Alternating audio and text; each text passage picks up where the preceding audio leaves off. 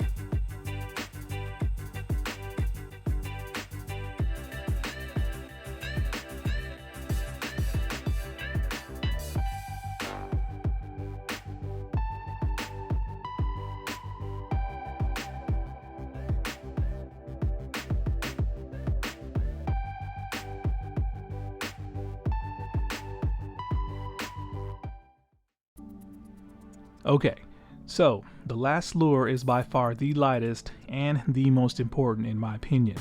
Now it is a tiny Hellgrammite type lure It's a soft plastic that I found on AliExpress a few years ago, and I paired it up with a 1/64 ounce trout slayer jig head. So the total weight of this rig is 1.5 grams. So that is under a true 1/16 ounce. Now, throwing a lure this light on bait finesse gear is for the truly hardcore BFS guys, but as you'll see later, sometimes it's necessary to actually go this light to catch fish. So how did the Clamber handle an ultralight rig like this? Well, let's check it out.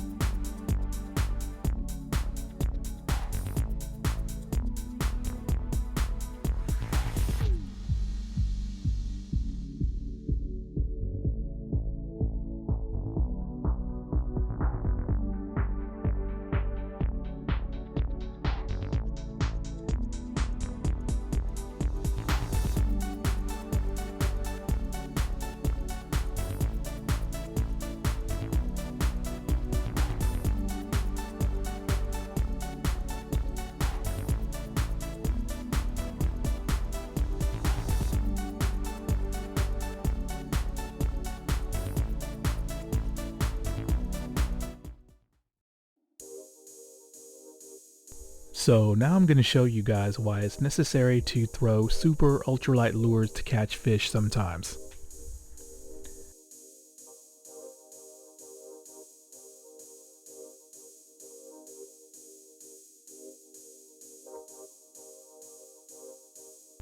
Now, after I did the unboxing, I took the Clamber out for its casting impressions video, and I figured what better way to test this reel than to do some ultralight pan fishing for bluegill.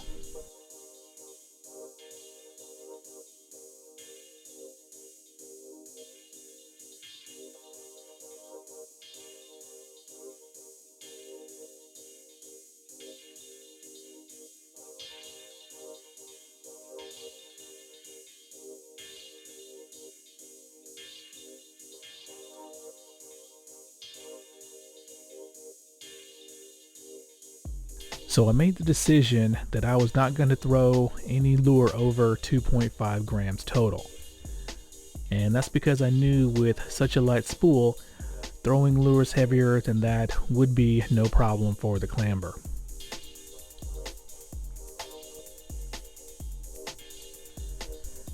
Now, in my opinion, the sign of an elite BFS reel is how it handles 2.5 gram lures and under.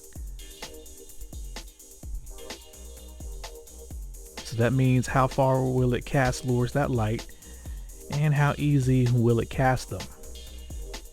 And what I mean by easy is that will it cast the lures straight and be accurate without having to change your natural casting motion or release point that much, if at all.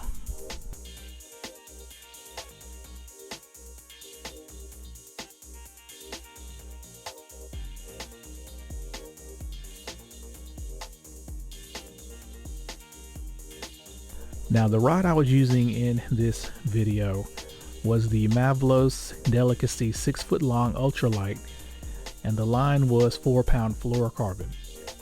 Now, if you guys want a review on this budget BFS rod, then let me know in the comments.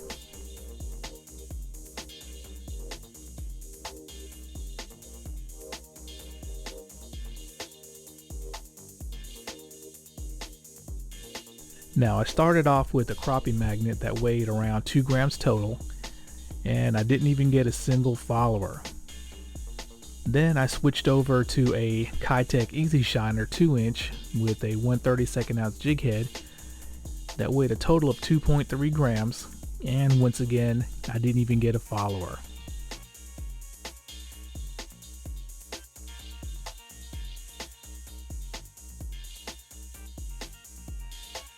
But the good news is that the Clamber casted those lures easily and with accuracy.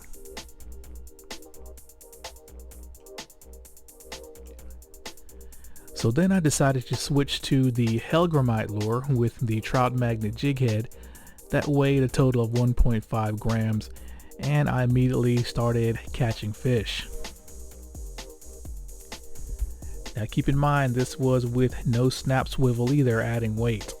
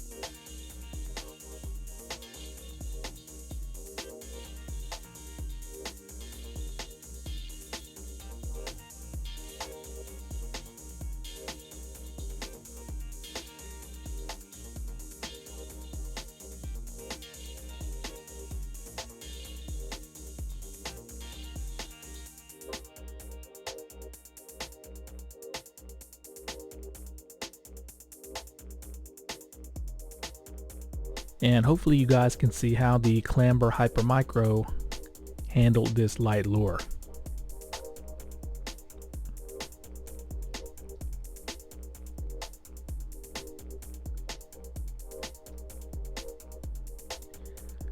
The reel was easily casting this ultralight rig with no problems and with good accuracy.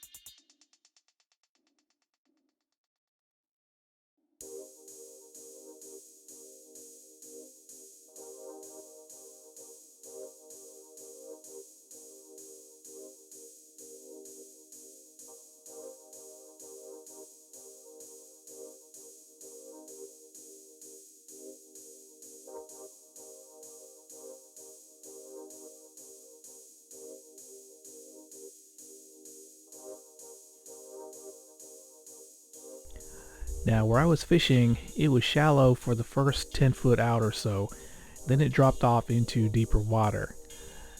And the key was getting the lure out into the deeper water, and that's where most of the fish bit, which was completely out of my sight.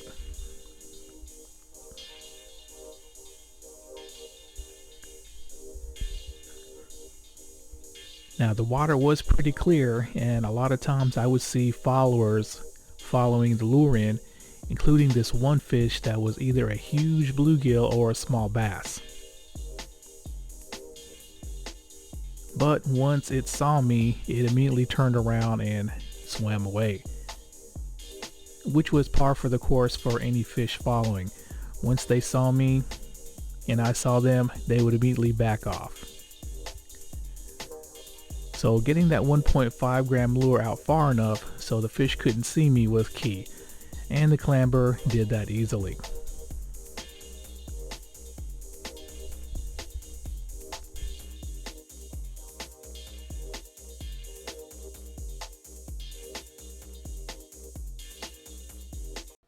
So what are my thoughts on this reel now that I've taken it out a couple of times and even done some ultralight fishing with it? Well, hopefully you guys could see that the brakes on this reel are excellent. They are plenty strong enough And even when throwing this super lightweight 1.5 gram lure, I was able to back these brakes down to somewhere around here. Now that's important because since this reel has 40 total brake settings, I have plenty of brake power in reserve. If you guys can see that. Now if you don't know why this is important, let me show you something. Here is the $300+ Abu Garcia REVO LTX BF8. It's the reel that has the current lightest weight stock spool in the world. But the brakes on this reel seem to be barely adequate enough, meaning even with most of the magnets installed, I can only maybe go out 1 or 2 clicks on this reel, even with heavier bait finesse lures. So if I'm wanting to cast something this light, I would literally have to have this reel set on maximum or 1 click from maximum, which is pretty disappointing. So if I wanted to throw something maybe a fraction lighter than this, or if the wind kicked up, this thing has no real braking power in reserve that I could rely on. I would literally have to just tighten this spool tension. Now with the Clamber, as well as other top bait finesse reels like the ALDEBARAN, CONQUEST, the DAIWA air reels, you have plenty of braking power in reserve in case you want to go even a little bit lighter or if the wind kicks up. Now when it came to casting, this thing is very smooth and very quiet. You could barely hear anything when casting these lures, and you can see that it was able to cast this true 1.5 gram lure very easily, and more importantly with excellent accuracy. So basically that means I really didn't have to modify my release point or cast stroke that much in order to be accurate casting a lure this light. Now with a lot of the more budget friendly, cheaper bait finesse reels that have heavier spools, if you're wanting to cast something as light as this, more times than often you'll have to adjust your release point or your cast stroke in order to compensate for the lure jerking off to the left if you're right-handed or to the right if you're left-handed. But with the Clamber, for the most part, I rarely had to adjust anything with my cast stroke to cast that ultralight lure. Now since this reel is made of aluminum and it is built very well, everything was very quiet and smooth. So there was no extra, clackety noises or squeaks or anything like that when casting and retrieving those lures. So it feels very solid and it feels pretty refined, which is something that I can't say for all AliExpress bait finesse reels. So what's next for the Clamber Hyper Micro? Well, remember in the unboxing video where I made a pretty bold statement and said that this reel was gunning for Japan's best? Well, we're gonna put that to the test and put this casting footage into more context, because in the next video on this reel I'm going to be putting this Clamber Hyper Micro up against a $300+ JDM BFS reel. I'm not going to tell you which one it is, you're just going to have to wait and see when the video comes out. Alright guys, thanks a lot.